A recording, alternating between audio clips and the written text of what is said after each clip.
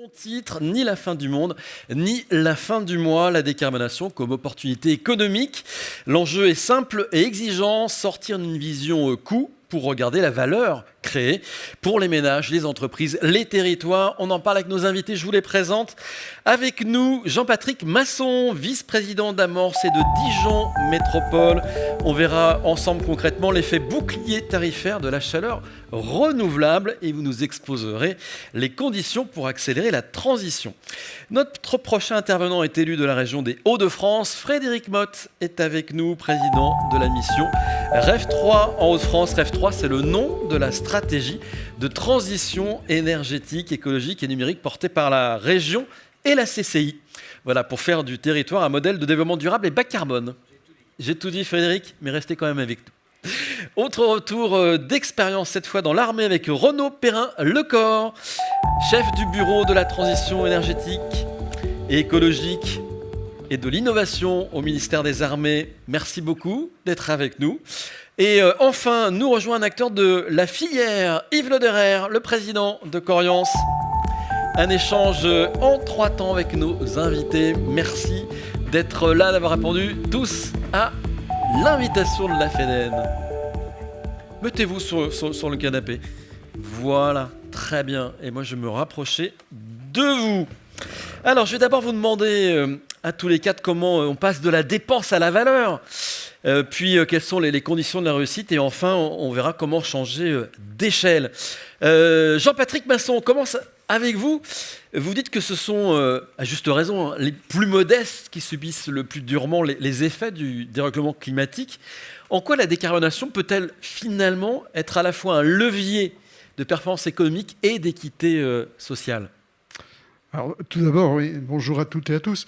Je pense qu'on a tendance à opposer fin du monde et fin de mois, un grand classique aujourd'hui. Je pense que, en fait, ce qui arrive, c'est qu'on génère de ce fait un certain niveau d'angoisse entre les personnes qui se trouvent dans des difficultés économiques et la décarbonation, la promesse de décarbonation va aboutir à ce qu'elles se sentent encore plus fragilisées alors qu'elles sont celles qui sont les plus touchées en réalité pour des raisons sanitaires, économiques, pour des raisons d'emploi, etc. Donc on est finalement, on ajoute au travers de la décarbonation. Alors, je fais un peu comme finalement dans la table ronde précédente, un peu le côté noir, mais c'est vrai que c'est comme ça. On est vraiment... Il ne faudrait pas que les perdants finalement de ces transformations, qui sont, je le crois, des ferments d'amélioration pour tous, soient réellement pour tous. Donc ceux qui bénéficient finalement de cette transformation écologique et économique, ceux qui y voient de la performance économique doivent contribuer à ce que ceux qui sont les plus fragiles ne soient pas écartés complètement. Finalement, ce qu'on peut dire, c'est que la décarbonation, qui doit être une promesse d'équité et d'évolution positive, elle ne doit pas être un facteur d'exclusion. Je crois que c'est particulièrement important si on veut embarquer tout le monde, y compris d'ailleurs les jeunes qui veulent rentrer, on l'a vu juste avant, dans ces métiers. Alors, j'ai oublié, alors je m'en excuse, Gwen Le Garf de la REC. Il est là-bas tout au fond, Gwenaël. Je vous oubliais, il nous rejoint, il est de la REC Occitanie et son intervention est importante parce qu'il va nous expliquer très concrètement comment cette transition est à l'œuvre dans les territoires. Merci Gwenaël et désolé de vous avoir zappé. Surtout qu'on a échangé ce midi. Voilà, c'est important ce que vous venez de nous dire à l'instant.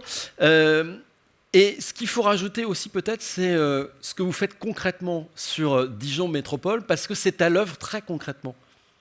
Voilà, alors effectivement, sur Dijon Métropole, ça ne vous surprendra pas, puisqu'on a beaucoup parlé de réseaux de chaleur. Les réseaux de chaleur sont un vecteur majeur de décarbonation du territoire. J'ai un voisin qui pourra en témoigner, n'est-ce pas ?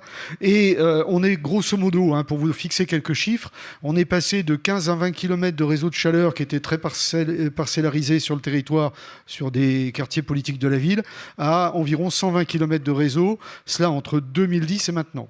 Donc c'est une progression importante, ça fait à peu près 55 000 équivalents logements sur le territoire. Donc, c'est évidemment un levier, je l'ai dit, important de ce point de vue, de décarbonation, parce que nous sommes à peu près, c'est pareil, ça dépend des années, et notamment du climat, enfin de la météo, devrais-je dire, on est à peu près à 70% d'énergie renouvelable. Le mix énergétique, c'est un tiers de biomasse, un tiers de gaz et un tiers de chaleur fatale de notre unité de valorisation énergétique. Donc, on est sur un outil majeur de décarbonation. La deuxième chose qu'on peut dire, c'est que quand ces réseaux ont été lancés en 2010, j'avais un certain nombre de réfractaires au raccordement, forcément, puisque le prix du gaz à l'époque, rappelez-vous, était relativement faible. J'ai les mêmes aujourd'hui qui me faisaient des courriers en disant non, c'est scandaleux, on ne veut pas se raccorder, qui me disent aujourd'hui il faut que vous me raccordiez. Et ça, c'est l'épisode qu'on a tous vécu de 2022. Pour vous citer quelques chiffres également, en prenant simplement la situation de la ville de Dijon, puisque je suis également en responsabilité sur le patrimoine de la ville, on était avec un budget qui est de 6,5 millions d'euros en 2021 en termes de chaleur et donc d'énergie liée à celle-ci. Lorsqu'il y a eu la crise, 65% de nos bâtiments sont raccordés au réseau de chaleur.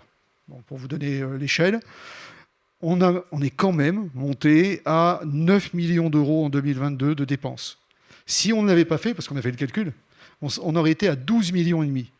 Donc on comprend tout de suite l'intérêt, y compris financier, des collectivités. Alors j'ai pris nos chiffres à nous parce qu'ils sont faciles d'accès, mais c'est vrai pour tous ceux qui, grâce au réseau de chaleur, ont pu bénéficier finalement d'un véritable bouclier tarifaire de ce simple fait. Et puis les études d'Amorce vous donnent également quelques indications, je crois, précieuses. Notamment que si on veut faire de la décarbonation de manière massive, l'euro dépensé, là où il est mieux dépensé, sur les réseaux de chaleur. Donc ça, il faut quand même l'avoir en tête. Et puis l'État, quand même, a un retour rapide, puisque certes, il verse des subventions, alors jamais assez, jamais, en tous les cas, au niveau où on peut l'espérer, ça a été dit tout à l'heure, mais il récupère beaucoup de fiscalité sur, en fait, cette chaleur. Donc là aussi, par les investissements des entreprises qui mettent en place ces réseaux, par la consommation des personnes et des logements qui sont embranchés. Donc on comprend tout de suite qu'il y a un vrai intérêt et gagnant pour tous si on met en place ces réseaux de chaleur de manière suivie, et on y reviendra certainement. Mais les coups de yo-yo entre j'y vais pas sont un vrai problème, bien sûr. Donc on est vraiment dans de la création de valeur, c'est ce qu'on doit comprendre. Frédéric Motte, président de la mission REV 3. Donc dans votre expérience REV 3, comment vous démontrez donc ce qu'on vient de se dire là, à savoir que la décarbonation, c'est à la fois une opportunité économique pour les entreprises et le territoire? C'est pas le démontrer, c'est une conviction. On a la conviction que justement de ces défis, on peut faire des opportunités. Et quand on parle de REV 3, nous, ce qu'on veut, c'est réconcilier économie, écologie et emploi. Et donc, j'ai coutume de titiller les chefs d'entreprise en disant l'entreprise qui ne sera pas REV 3, donc c'est notre étendard de développement durable et de marche vers la neutralité carbone, l'entreprise qui ne sera pas REV 3, elle va mourir. Elle va mourir. Parce que justement, elle ne trouvera plus de financement bancaire, les banques ne la suivront plus, ou à des taux trop élevés. Elle ne trouvera plus de collaborateurs, on parlait tout à l'heure de mobiliser les jeunes, et elle ne trouvera plus de clients. Donc pour elle, c'est une obligation. Et on voit bien que la région des Hauts-de-France, qui est une région industrielle, il y a un vrai engagement de toutes les entreprises et de nos industriels, et surtout les grands émetteurs. On a vu un bel exemple avec le SAFRE tout à l'heure, d'aller vers cette dynamique-là. Et j'ai même coutume de dire aussi que les élus qui ne seront pas REV 3, ils se feront battre un jour ou l'autre. Alors beaucoup le font comme M. Jourdain faisait de la prose, mais avec des pièces disséminées un peu partout.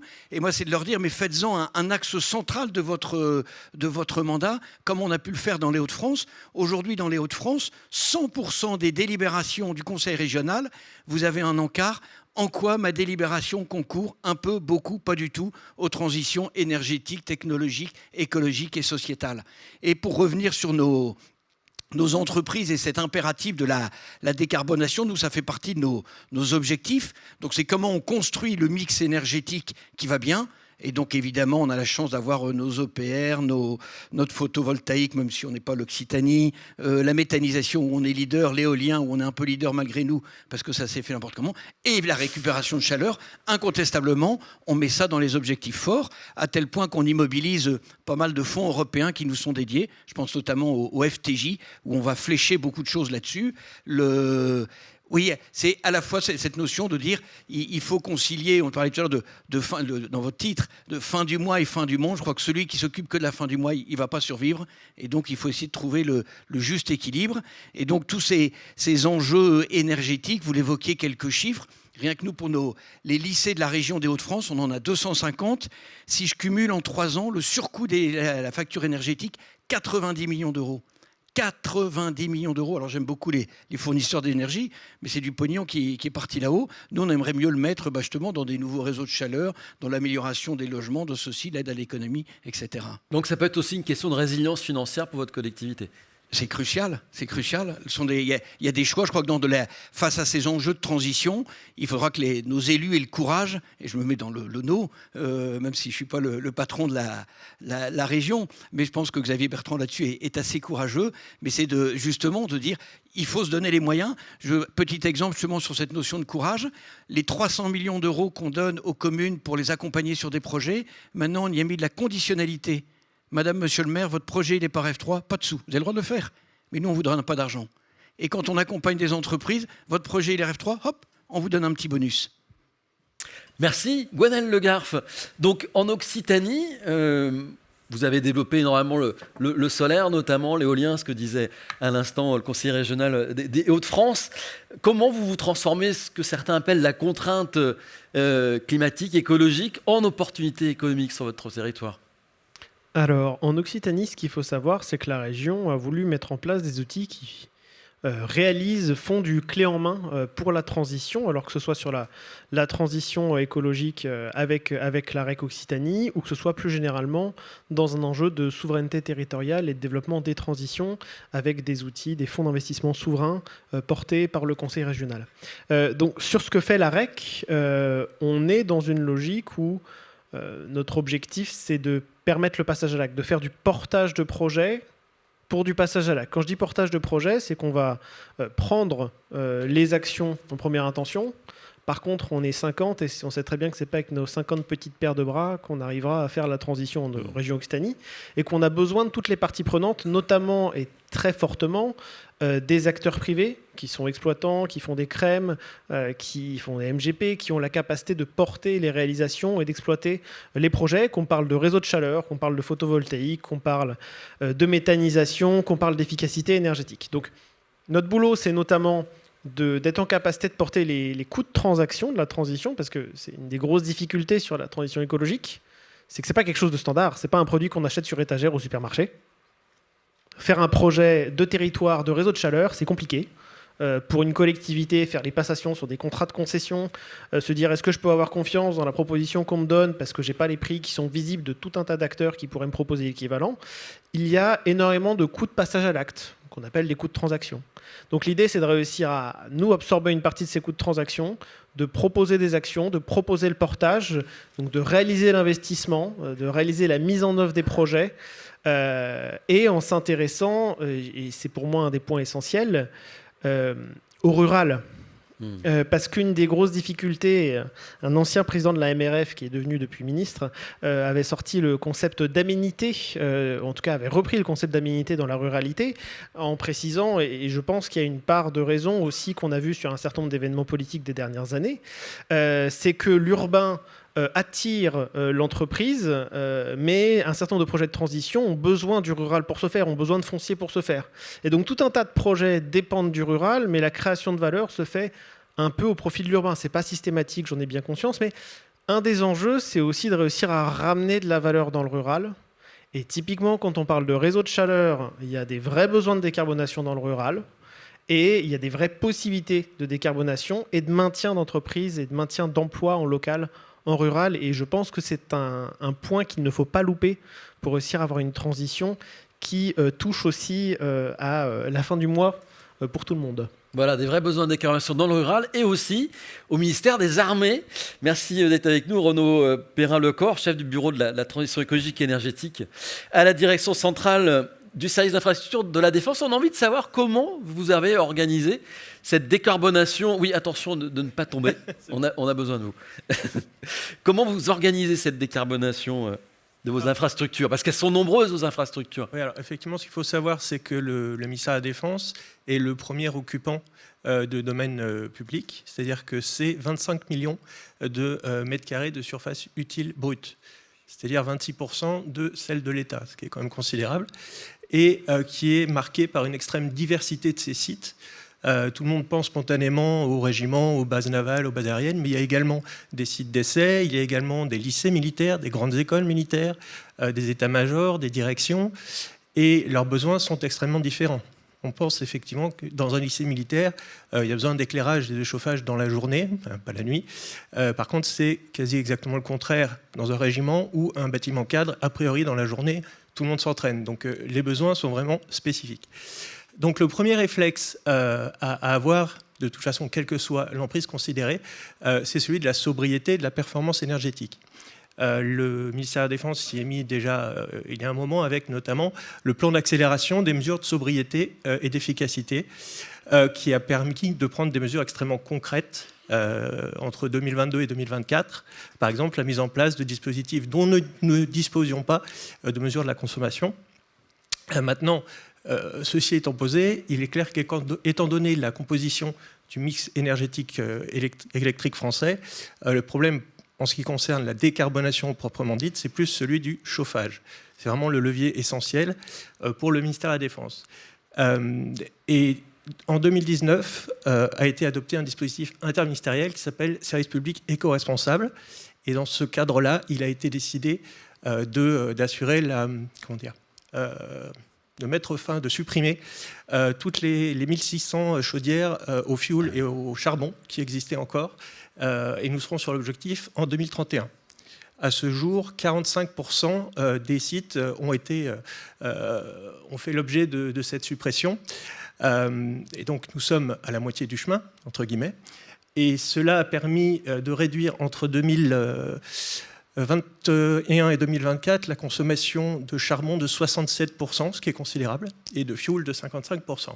Donc il nous reste encore du chemin à faire, ce qui laisse d'ailleurs des opportunités pour le secteur, bien évidemment. Voilà, donc en ce qui concerne la façon dont le ministère appréhende cette transition, c'est un triptyque, c'est sobriété, c'est reconversion. Et c'est effectivement l'utilisation de toutes ces nouvelles façons de faire l'énergie de façon plus propre. Voilà. Merci. Yves Lederer, on entend beaucoup cette petite musique en ce moment qui dirait que l'écologie coûte cher et freinerait la compétitivité. On entend finalement tout le contraire depuis le début de cette table ronde. Vous aussi, vous en êtes convaincu. L'écologie, elle fait avancer l'économie ? Tout à fait. Alors, tout d'abord, je vais préciser que fin du monde et fin du mois ne peuvent pas être opposés.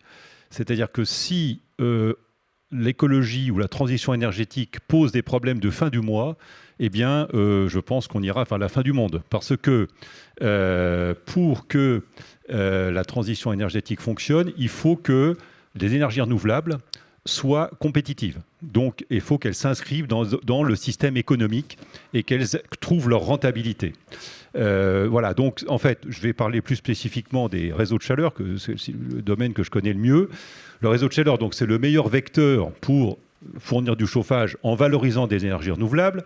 Bon, aujourd'hui, les réseaux de chaleur, les créations de réseaux et les évolutions des réseaux existants, on est à minima autour de 70% en général d'énergie renouvelable et on va bien souvent bien au-dessus, 80, 90. Et nous, on a eu le privilège d'initier un réseau de chaleur à 100% d'énergie renouvelable à Garges-les-Gonesse il y a 2 ans.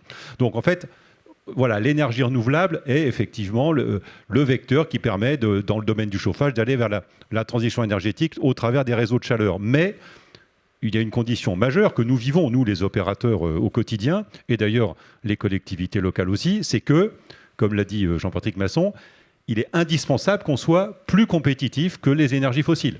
Parce que il faut convaincre les gens de se raccorder, certes, en disant qu'on doit économiser des émissions de gaz à effet de serre, mais si on est plus cher que d'autres modes de chauffage à énergie fossile, ça ne fonctionne pas. Parce que la fin du mois est à prendre en compte. Et donc, il faut que les coûts de chauffage que nous proposons soient compétitifs. Et pour ça, effectivement, chaque réseau de chaleur, chaque contexte local est différent, mais effectivement, il faut qu'il y ait des dispositifs qui soient mis en place pour faire en sorte que cette compétitivité face aux énergies fossiles, je pense notamment au gaz, soit réelle. Et pour ça, donc, il y a des choses que vous avez dû évoquer 1000 fois depuis ce matin, comme le fonds chaleur, effectivement, qui doit être préservé en montant, certes, voire accru, mais aussi en termes de visibilité. Les projets de réseau de chaleur, c'est des projets sur temps long. Entre le moment où une collectivité, mon voisin pourra en témoigner, je pense, c'est à partir du moment où elle pense à créer un réseau de chaleur et le moment où il existe vraiment, il s'écoule plusieurs années. Et donc, effectivement, les effets de yo-yo sur les aides pendant ces différentes années, sachant que le prix du gaz, il oscille constamment, ça peut conduire à remettre en cause des projets, et nous l'avons déjà vécu. Par ailleurs, il y a aussi, il y a eu une expérience malheureuse de la taxe carbone, mais enfin, moi je pense qu'une taxe carbone intelligente, équitable, permettrait effectivement de favoriser le développement des réseaux de chaleur alimentés par énergie renouvelable et donc d'être compétitif face au gaz. Dès lors qu'on a des expériences, dès lors qu'on est 5% plus cher que le gaz, ça devient très difficile de raccorder des immeubles.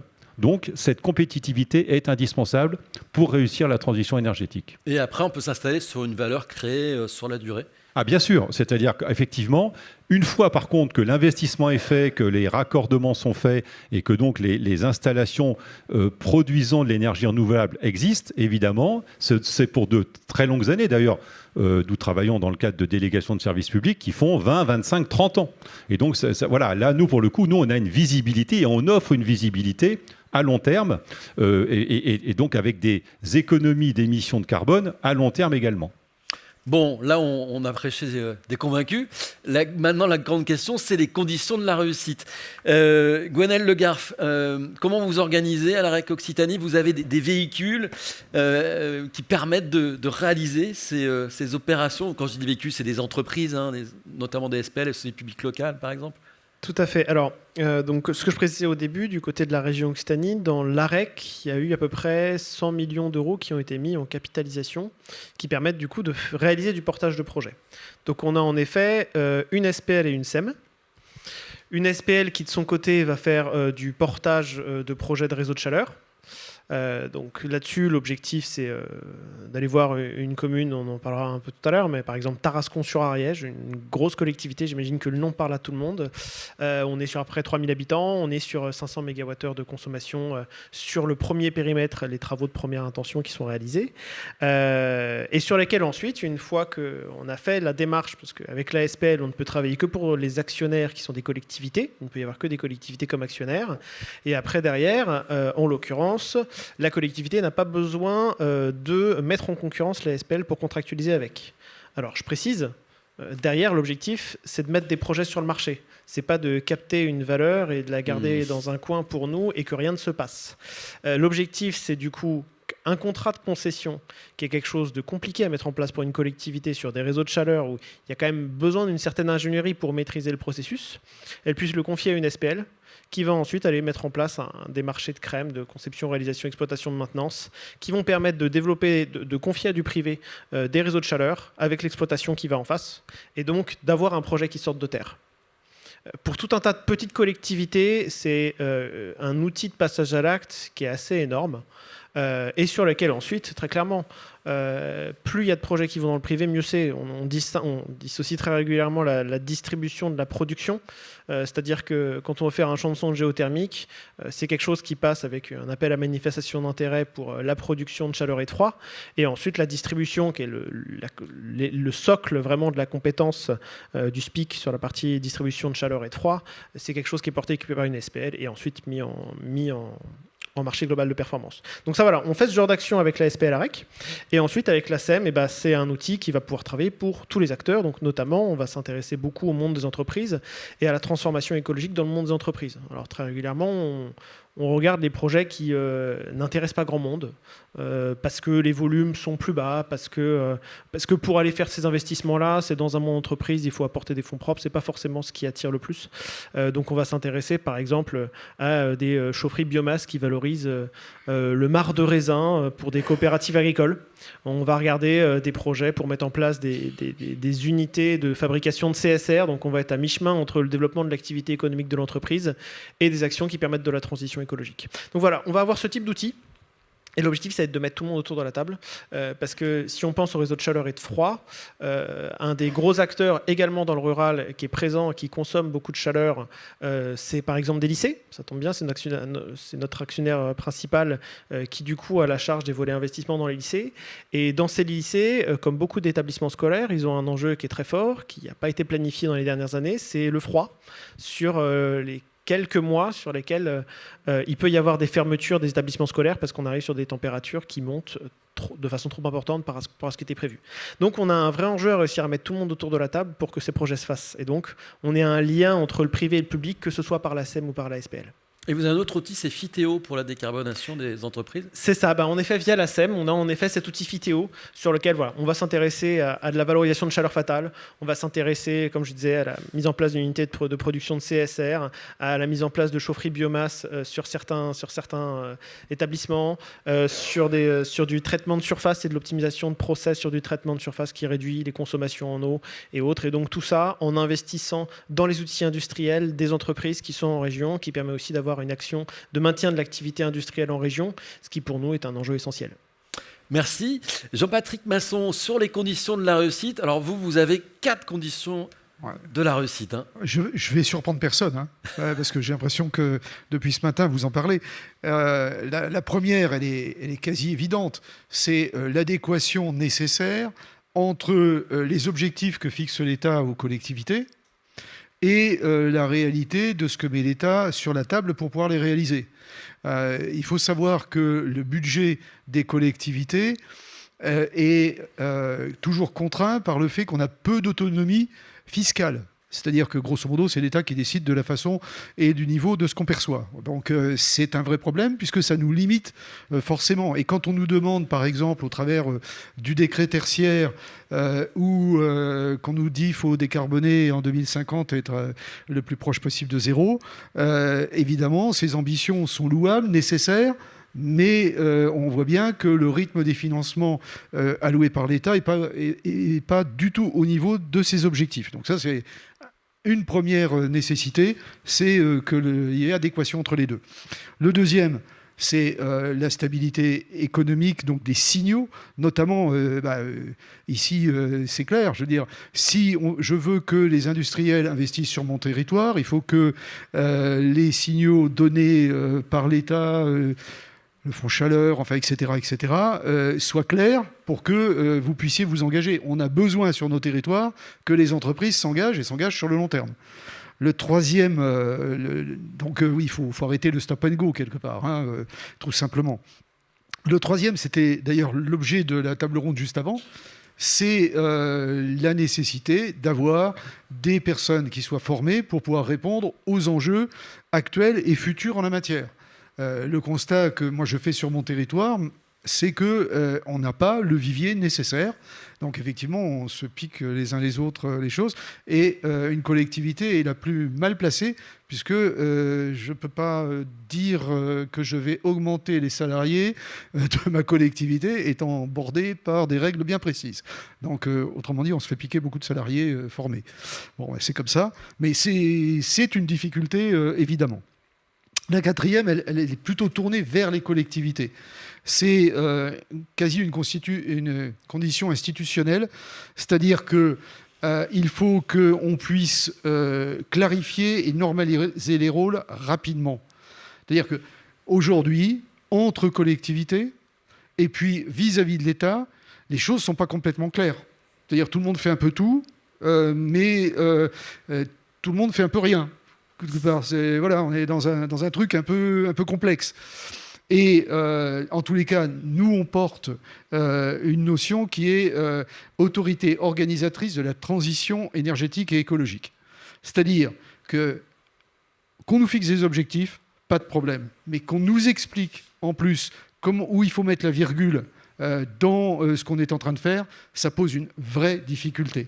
Donc, quelque part, pour moi, la condition sine qua non, finalement, elle peut se résumer en un mot, c'est la confiance. Il faut que tous les acteurs aient confiance dans le développement des choses. Et si cette confiance n'est pas acquise, on n'avancera pas au rythme nécessaire. Donc voilà un peu comment je regarde ces différents éléments. Merci. Frédéric Motte, il y a une condition importante pour vous. Les élus, ils doivent s'inscrire dans la durée et vous dites qu'il faut du courage pour s'inscrire dans le temps long. Là, c'est plus fin du mois, fin du monde, hein, c'est prochaine élection, prochaine génération. Et donc, j'en conviens que souvent la finalité, c'est d'être élu, mais avec les réseaux de chaleur, on prépare la prochaine génération. Et donc, il faut... et alors souvent, en plus, ça fait pas mal de chantiers, et donc ça gêne avant les élections, donc on vous demande de tout arrêter, puisque dans 6 mois, on revote, puis comme ça, et ainsi de suite. Et comme on vote tout le temps en France, transformer un territoire, c'est long, évidemment. Et donc, on a parlé tout à l'heure, il faut à la fois passer à l'acte, et donc il faut un moment du courage politique. Après, il faut massifier pour qu'on ait un impact et puis que ça joue là-haut. Avec les réseaux de chaleur dans les Hauts-de-France, on identifie à peu près 90 réseaux et chantiers quasiment initiés pour près de 2700 gigawatts. On estime qu'on va atteindre les objectifs de nos SRADET. Dans notre schémacratie française, on a les fameux SRADET. Eh bien, on a fixé des objectifs à 3000 gigawatts. On va y arriver avec tous les projets en cours. Donc on sent un vrai volontarisme. Par contre, ça ne dépend pas de nous. La région, on est plutôt facilitateur. Donc ça nécessite que les acteurs de terrain, les collectivités, les intercos veulent y aller et le courage. Et donc nous, là, pour leur donner, il y a des discours d'amour, mais il faut aussi de temps en temps des preuves d'amour. Et donc les preuves d'amour, c'est de mobiliser nos... Alors, en lien avec l'ADEME, celle qui le pilote, mais c'est vraiment notre complice du quotidien, le fonds chaleur. Mais ce sont les fonds européens. C'est un certain nombre de soutiens qu'on peut apporter aux communes pour dire allez-y, on est derrière vous, on va y arriver. Et c'est comme ça qu'on va planter des petites graines pour que un jour, plus un arbre est long à pousser, plus il est urgent de le planter. Donc oui, c'est de concilier ça. On veut vraiment être les facilitateurs parce qu'il y a un point, je dis toujours, donc il faut passer à l'acte, il faut massifier. Mais le troisième point, ça a été évoqué tout à l'heure ou à la table précédente, je ne sais plus, c'est l'appropriation citoyenne. Il faut véritablement qu'on montre à tous les habitants que ça va leur ramener de la qualité de vie, du pouvoir d'achat, de l'espérance pour leurs gamins, de l'attractivité pour nos territoires aussi. Donc là, il y a des vraies opportunités. Yves Lederer, côté opérateur, quelles conditions de la réussite ? Alors, bon, nous, en fait, j'ai été intéressé par ce que dit notre collègue de la région Occitanie sur l'aide que peut apporter, par exemple, la région ou CSPL aux petits réseaux. À la création de petits réseaux de chaleur, parce qu'effectivement, des opérateurs comme nous, c'est très compliqué, comme vous l'avez bien sûr identifié, d'aller s'intéresser à ces petits réseaux. Voilà. Et donc, en termes justement de rentabilité, investissement, pour rentabiliser les investissements, toujours nécessaires. On est dans un métier extrêmement capitalistique. Quand on crée un réseau de chaleur, on dépense des dizaines, parfois des centaines de millions d'euros. Pour vous donner un exemple, une société comme Coriance, qui est certes le 3e opérateur français, mais qui reste une ETI, eh bien aujourd'hui, dans le programme d'investissement que nous avons, qui est signé, qui est à réaliser, on est quasiment à 1 milliard d'euros dans les 5 prochaines années. Donc c'est considérable. Et donc ça veut dire que, alors tout ça, ça veut dire que donc ça milite à mes yeux, mais je prêche pour ma paroisse, pour les délégations de services publics. C'est-à-dire que pour nous, c'est vraiment le bon système parce que c'est le privé qui investit. Je pense qu'il est connu aujourd'hui qu'il y a quelques difficultés au niveau de l'argent public. Donc, voilà, il n'y a plus de sous. Donc, or, il y a des sous dans le privé. Voilà, donc, il y a des fonds d'investissement. Nous, on a comme actionnaire la Caisse des dépôts et un fonds d'investissement français. Évidemment, là, il y a des sous. Et donc des sous qui ne demandent qu'à être investis sur le territoire. Donc, en fait, je dirais, profitons-en. En plus, mon collègue de droite sait bien qu'une délégation de service public n'enlève pas le contrôle à la collectivité, donc elle garde son pouvoir de contrôle total sur ce qui se passe dans le cadre du contrat. Donc il y a de l'argent privé à investir sur du long terme. Donc donc vraiment, il faut utiliser ces moyens. Tout est là en fait pour réaliser cette transition énergétique. Le problème, effectivement, j'y reviens de fond, c'est cette absence de visibilité, ces effets de yo-yo, alors, y compris d'ailleurs sur le fonds chaleur, qui même s'il est confirmé pour l'instant, mais rien que les attaques qui ont lieu de temps en temps, eh bien, je connais des collectivités qui ont finalement différé un projet de création d'un réseau de chaleur en l'absence de cette visibilité. Donc c'est vraiment très dommage. Voilà. Donc, alors, sachant qu'en plus, ces investissements que nous réalisons dans les territoires, au-delà de la création du réseau, de la décarbonation que ça va engendrer, ça crée une activité phénoménale. C'est-à-dire qu'on fait des travaux, on embauche des gens, donc je veux dire, on crée de l'activité localement. Et c'est aussi très important. Vous avez dit un métier très capitalistique, 1 milliard. Ça pose une question aussi, parce que l'argent est plus cher aujourd'hui, les taux d'intérêt ont augmenté. Est-ce que ça hypothèque pas vos projets ? Alors non, ils ont augmenté certes, mais pas considérablement, donc ça n'hypothèque pas les projets, mais vous avez raison, évidemment, quand on a de tels investissements réalisés, eh bien, on a besoin de les financer, donc le sujet des taux d'intérêt est un vrai sujet. Donc notre façon de faire, c'est dès que possible de sécuriser ces taux en prenant des taux fixes sur la durée, voilà, disons cohérents avec nos contrats, pour justement sécuriser dans la durée eh bien, le coût financier de nos prestations, de notre chaleur. Voilà, donc ça, c'est un vrai sujet, mais ce n'est pas un obstacle à la mise en œuvre de ces projets. Merci. Renaud Perrin-Lecor, les conditions de la réussite vous concernant Alors pour le ministère de la Défense, ministère des Armées, pardon, nous avons une action, la condition de la réussite, c'est vraiment d'avoir une action extrêmement pragmatique et adaptée aux spécificités de chacune des empreintes qui sont vraiment très différentes les unes des autres. Et la démarche que nous avons aujourd'hui s'inscrit dans une stratégie ministérielle qui a été adoptée pour les 5 prochaines années, stratégie ministérielle de la transition écologique, des infrastructures et des mobilités du quotidien. Elle vient prendre la suite d'une précédente stratégie, mais qui était stratégie ministérielle de performance énergétique, qui avait eu déjà des résultats très, très encourageants, avec une réduction globale des consommations d'énergie d'infrastructure de 21%, et une réduction encore plus marquée en ce qui concerne la consommation d'énergie fossile, puisqu'elle était de 32% entre 2018 et 2023.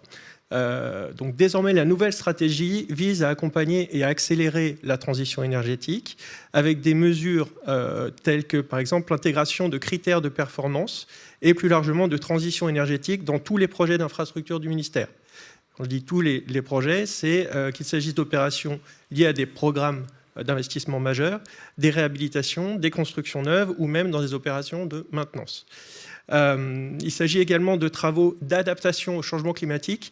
Et là, nous allons avoir notamment la problématique qui se pose du confort d'été, avec la difficulté d'obtenir cette solution sans passer par la climatisation, qui est vraiment la solution de dernier recours et qui est elle-même extrêmement émissive. Le développement d'énergies renouvelables, avec la mise en œuvre de dispositifs contractuels qui le permettent, et notamment les contrats de performance énergétique. Un premier a été signé en mai 2024 pour le camp de Canjuers, et un second particulièrement intéressant qui va permettre au ministère des Armées de démanteler ces dernières chaudières au charbon sur le camp de Suippes. Et parmi les possibilités ouvertes, il y a également le recours au réseau de chaleur et de froid urbain. Aujourd'hui, nous en avons 77 qui ont été 77 en prise. Nous avons 37 autres en prise en projet. Je dirais que là, quelque chose qui est vraiment très encourageant, c'est que le ministère des Armées est convaincu de l'intérêt de cette solution. Et j'ai l'impression qu'il l'est davantage que les particuliers. Alors je me trompe peut-être, mais là c'est une expérience personnelle. J'habite une ville où il y a un réseau de chaleur urbain disponible et il est extrêmement difficile de convaincre des copropriétaires du bien fondé d'un raccordement. Et bien là, l'intérêt, c'est que le ministère des Armées en est convaincu, qu'il est voilà, dans cette perspective, pour autant que la solution soit économiquement viable et que les collectivités proposent cette solution, bien évidemment. Voilà. Merci beaucoup. On a beaucoup parlé de compétitivité. J'ai envie de demander aux élus présents si finalement ces projets ont aussi amélioré la compétitivité de leur territoire. En clair, est-ce que ces projets vous ont permis de gagner en attractivité, Jean-Patrick Masson? Alors, bien sûr, je veux dire, c'est un atout essentiel. Je veux dire, à partir du moment où on peut garantir une relative stabilité du prix de l'énergie, notamment au travers de ces réseaux, on comprend tout de suite que les acteurs économiques sont intéressés. Alors, il y a quand même deux choses. La première, ce que je constate sur mon territoire, c'est que ça nous a permis de conserver un certain nombre d'acteurs économiques sur le territoire. On a par exemple accordé le siège pour la région, enfin la grande région, puisque ça dépasse la région administrative, du crédit agricole par exemple, qui se posait la question de savoir là où il allait atterrir. Donc voilà, il a dit vous nous garantissez. Il faut dire qu'on est une ville et une métropole qui est très tournée vers le tertiaire. Donc on a énormément de mètres carrés qui sont nécessairement chauffés. Donc ça, c'est la première chose. La deuxième chose, si je regarde du côté des industriels, les choses sont relativement contrastées parce que, en fait, ce qui est intéressant avec les industriels, compte tenu des industries que nous avons, c'est qu'ils ont plutôt de l'énergie fatale. Donc ça peut fonctionner dans l'autre sens. Hein. On peut, et on travaille là-dessus, essayer de récupérer de l'énergie fatale, sauf qu'il nous faut la garantie, évidemment, relative, que ces industriels vont rester sur place. Il nous est quand même arrivé quelques épisodes un peu douloureux, c'est au début des années 2000, sur ce sujet. Il faut savoir également que c'est un moyen de faire causer entre les industriels qui, je pense notamment à l'obligation de solariser les parkings, faire travailler ensemble des industriels qui, tout seuls, ont une vraie difficulté en réalité à réaliser cette obligation et les inclure dans un contexte porté par la collectivité, en tous les cas, améliore les choses et leur permet de passer à l'acte. Et puis, il y a aussi un enjeu d'image. Et là, ça fonctionne de manière très, très claire. Hein. À partir du moment où on a une trajectoire qui est affichée en matière d'énergie locale et de bas carbone, ça intéresse un certain nombre d'acteurs. Sur notre territoire, il y a une très grande opération d'autoconsommation collective. C'est la plus grande de France et même d'Europe quand elle a été lancée, en énergie renouvelable.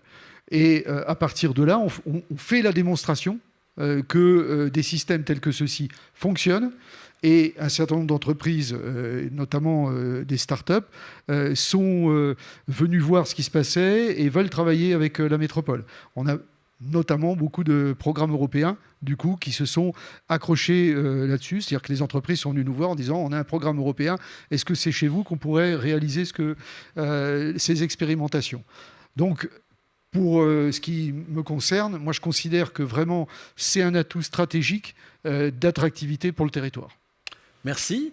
Frédéric Motte, on parle d'un enjeu d'image, nous dit Jean-Patrick Masson. Vous le vérifiez sur votre territoire ? Carrément.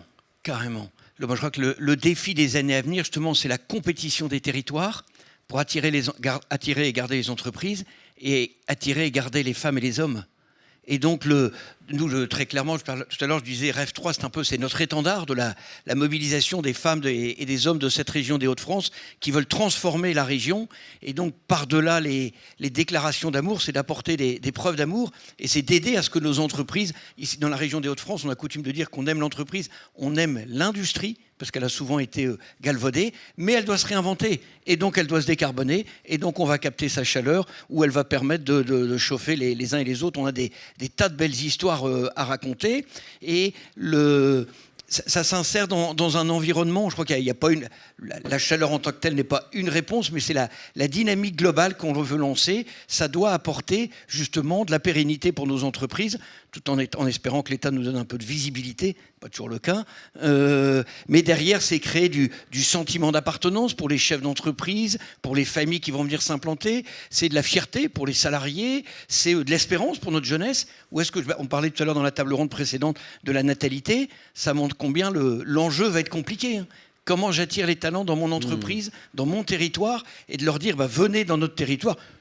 le vôtre est pas mal, mais le nôtre, il est pas mal non plus. Et donc, que ce soit en qualité de vie avec le bord de mer, ça, vous l'avez pas. Mais vous avez plein d'autres atouts, j'en doute pas, et du bon vin. Mais 11% du champagne est dans les Hauts-de-France. Mais bon, non mais tout ça, c'est autant de pièces du puzzle qui créent un territoire qui a la capacité de se transformer. C'est avec des outils. On a une SEM Énergie sur laquelle l'AREC nous a beaucoup aidé et autres. C'est à la fois des acteurs politiques qui tracent une ambition. Ce sont des acteurs qui sont capables de travailler entre eux. Ça a été évoqué, public et privé. Je reviens sur les acteurs qui tirent. C'est un peu d'avoir du leadership. C'est d'avoir des éléments totems dans notre territoire, de faire le jeu de cette décarbonation, de dire que le REF 3, c'est devenu le fil rouge de notre politique.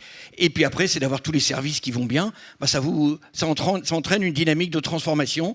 Elle est longue, elle doit passer outre les crises politiques, sociologiques et autres. On voit bien qu'actuellement, dans le débat, sans dire de trahir de secret ou quoi que ce soit, mais ce sont plutôt les enjeux d'emploi, de sécurité qui sont devant tous nos enjeux de transition. On est plutôt passé en back-office. Surtout, n'arrêtons pas. Parce que comme c'est du temps long, le jour où ça va revenir en tête de gondole, on va nous dire qu'est-ce que vous avez fait pendant toutes ces années. Et donc il faut qu'on continue à ce qu'on creuse, qu'on innove, qu'on chauffe, etc. et autres, pour que le jour où les éléments reviendront, on pourra dire non, on a fait notre job. Et donc oui, venez habiter dans notre territoire, venez implanter votre entreprise, c'est ici que vous devez le faire. Merci. Gwenaëlle Le Gaffe, quand on entend ce que vous dit Frédéric Lmolt, là, cette dynamique de transformation, on se dit il faudrait davantage que des projets sortent de terre. Donc ça pose la question, comment on change d'échelle? Quel levier pour changer d'échelle? Alors tout à fait. Je vais rembobiner sur un point en amont, parce que j'ai entendu une de réactions au loin tout à l'heure dans la salle. 100 millions d'euros sur la table mis en région Occitanie sur les outils, c'est des sociétés. Donc ça veut dire que c'est du capital social, c'est de l'argent qui a été mis en pot initial. 70 par la région, 20 par la Caisse des dépôts, 10 par des banques. Ces acteurs-là reçoivent des dividendes. Pas beaucoup, parce qu'on n'est pas une boîte qui a pour objectif de verser beaucoup de dividendes, on a pour objectif de créer de l'activité en région, mais on verse des dividendes. Donc ces acteurs-là, ils trouvent déjà une rentabilité faible, j'en conviens, mais une rentabilité malgré tout. Une fois que j'ai dit ça, parce que ça me semble important de le dire, il y a ça, et en effet, ces modèles-là, on les a dans différentes régions, comme l'évoquait Frédéric Mott, en effet, dans différentes régions, notamment dans les Hauts-de-France, des outils équivalents qu'on appelle généralement des fonds régionaux de la transition énergétique, qui servent à être fer de lance dans chacune des régions. Et pour faire le lien avec votre question, dernier préalable, la région Occitanie, on a 13 départements. Il y en a 10 sur les 13 qui sont dans les 30 départements les moins riches de France. C'est important de l'avoir en tête parce que derrière ça, ce que ça veut dire, c'est qu'il y a un certain nombre d'endroits sur lesquels il y a des projets qui peuvent venir et qui doivent venir avec des gros enjeux urbains et des modèles déjà éprouvés, déjà standardisés, où on vient avec déjà une logique bien en place. Façon, un peu parfois bulldozer, mais voilà, on vient avec un produit un peu déjà déterminé. Et ensuite, il y a tout un tas d'autres endroits où il faut qu'on vienne avec une certaine finesse à créer de la réciprocité. Et en fait, créer cette réciprocité, nous derrière, l'enjeu, c'est de faire du cas par cas, de faire de la dentelle, de faire de la plomberie. J'aime bien ce terme de plomberie, d'autant plus à la FEDEN, parce que au final, je pense que parfois on perd un peu ce côté-là. On ne peut pas le faire partout, j'en ai conscience, mais nous, l'utilité qu'on a, c'est de faire de la dentelle et de la plomberie sur du juridique et du financier, pour trouver un modèle qui va bien aller à la collectivité en face, répondre à son besoin, répondre à son problème, répondre à son enjeu de territoire, plutôt que venir proposer un produit parce que c'est le produit qu'on a. Il y a clairement, il faut les deux. On fera pas que du cas par cas avec des coûts qui seront parfois plus importants. Et ça, c'est ce qu'il faut éviter, parce que sinon, en effet, on vient en dichotomie entre la décarbonation et le côté fin du monde. Mais ce côté pas cas par cas, et en gros réussir à faire dialoguer les acteurs sur le territoire, à créer de la dentelle, à créer de la plomberie pour répondre à un enjeu du territoire, s'adapter à son besoin, et parfois c'est nécessaire. Et je pense qu'il faut réussir à naviguer entre les deux. Parfois qu'on ressorte un petit peu de notre modèle standard qu'on vient et qu'on répète pour se reposer auprès des élus, auprès des collectivités, des services techniques, reprendre dans l'autre sens, partir de leurs besoins et voir comment est-ce qu'on peut faire un pas de côté et changer un peu notre modèle pour recréer un deuxième modèle à côté qui puisse permettre de faire sortir des projets de terre. Et en tout cas, voilà, nous, c'est l'action qu'on a. On a à peu près fait 1 milliard de travaux sur le territoire. Il en faut beaucoup plus. C'est ce que vous évoquiez tout à l'heure. Il en faut énormément pour réussir à faire cette transition. De notre côté, encore plus, avec plein de territoires ruraux, des enjeux d'emplois locaux qui sont très forts, où on a encore un attachement à la personne qui vient faire la livraison du fioul dans les cuves parce que c'est de l'emploi local. Et si on vient faire de la géothermie, c'est de l'emploi local, mais c'est différent et peut-être que ça fait moins d'emplois pour l'entreprise qui vient livrer du fioul. Donc à chaque fois, on a cet enjeu de faire de la décarbonation, de faire de l'optimisation, on va dire, financière pour la collectivité qui va avoir une réduction de ses coûts de fonctionnement, un lycée qu'on va pouvoir raccorder, valoriser la chaufferie biomasse qui a déjà été faite dans un lycée pour valoriser l'énergie qui n'est pas utilisée en été pour d'autres bâtiments, pour des bailleurs sociaux, et venir du coup recréer une cohérence territoriale où à la fin, tout le monde en sort grandi. Donc voilà, donc réussir à tous se mettre autour de la table pour que ces projets sortent de terre, ceux qu'on peut standardiser avec les coûts les plus bas possibles parce qu'on est dans une logique urbaine notamment, pas que, mais notamment, et puis parfois le pas de côté pour réussir à faire sortir des projets qui font du sens. Merci. Ils en font tous, mais ceux-là aussi. Yves Le Derrer, c'est intéressant, sur cette table ronde, on a 3 territoires représentés qui sont très différents et on voit qu'il y a une vraie volonté. Et ce qui est très intéressant, c'est qu'ils ont fait de la décarbonation un levier de compétitivité, d'attractivité, d'image de leur territoire. Est-ce que vous voyez dans vos échanges avec les collectivités, est-ce que vous percevez une évolution dans cette manière d'aborder la décarbonation ? Alors oui, globalement oui. Alors évidemment, il y a autant de cas différents que de collectivités locales. Il y a des collectivités qui ont eu dès l'origine, ou il y a longtemps, une fibre environnementale. Jean-Patrick Masson parlait de Dijon qui s'est lancé en 2010, je crois, dans la création de réseaux de chaleur alimentés par énergie renouvelable. D'autres, c'est beaucoup plus récent. Donc on a aujourd'hui 45 réseaux en portefeuille. Il n'y en a plus un seul qui est alimenté à partir d'énergie fossile 100%, alors qu'on en avait pas mal dans le passé. Donc on voit bien que le mouvement est en marche. Alors, ceux qui n'avaient pas la fibre environnementale innée, en fait, pour des raisons, alors on y revient, pour des raisons économiques, des raisons électorales, disons-le,